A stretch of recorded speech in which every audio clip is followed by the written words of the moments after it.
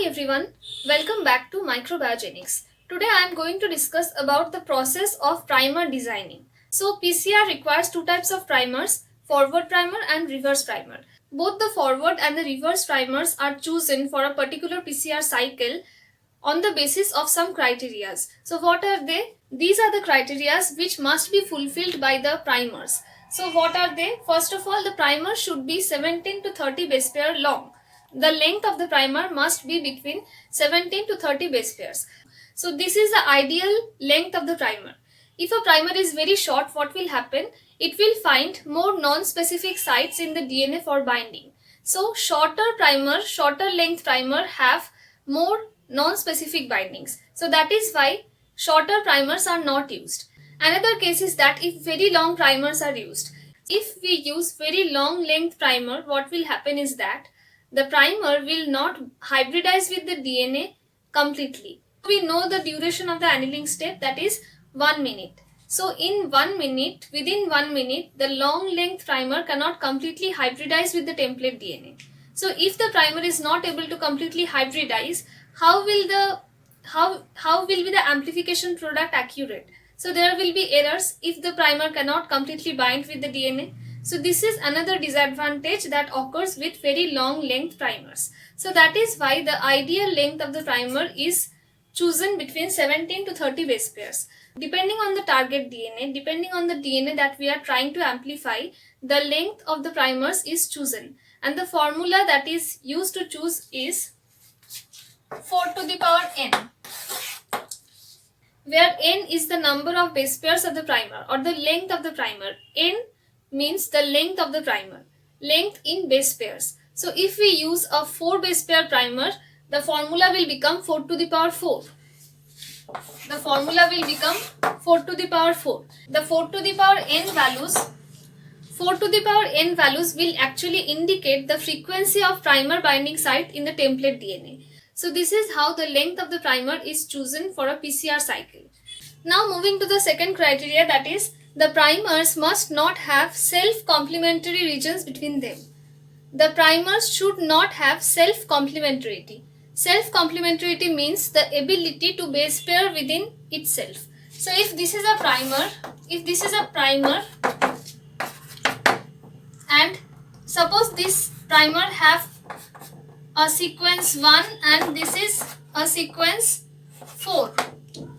These are the two sequences within the primer that are self-complementary. If this primer is added in the PCR mixture, then there is a possibility that these two sequences form base pair between themselves. So if sequence 1 and 4 base pair within itself, then the primer will become like this.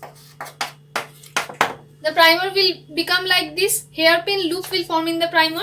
So this is not desirable. To avoid this problem, the primers should not be self-complementary.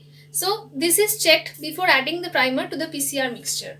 The next criteria is that the forward and the reverse primers must not be complementary to each other. So if they are complementary, if the forward and the reverse primers are complementary, then they will base pair among themselves, they will base pair between themselves, and this will result in primer-dimer formation.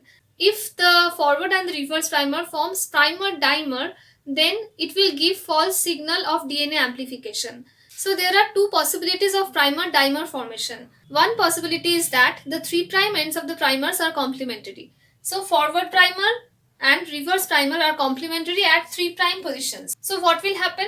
The 3' ends will base pair among themselves. Another possibility is that if the 5' ends of the primers are complementary. If the 5' ends are complementary, then 5' ends will form base pair, and if the 3' ends are complementary, then 3' ends will be base paired. So this will be the case. These are the two possibilities. Either the 3' ends will be complementary or the 5' ends will be complementary. The problem arises when the 3' ends are complementary. What is the problem? We can see that 3' end is free and it is having a template. So in the PCR cycle, what will happen is that Taq polymerase will add nucleotides at this 3' end. This 3' end will be amplified.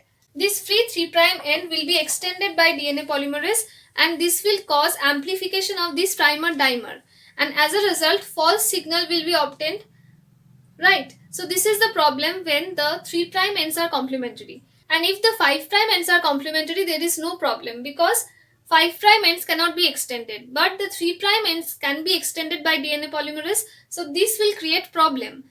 So this will interfere with the DNA amplification process. The result we are getting will be erroneous if this thing happens. So that is why the forward and the reverse primers should not have complementary regions.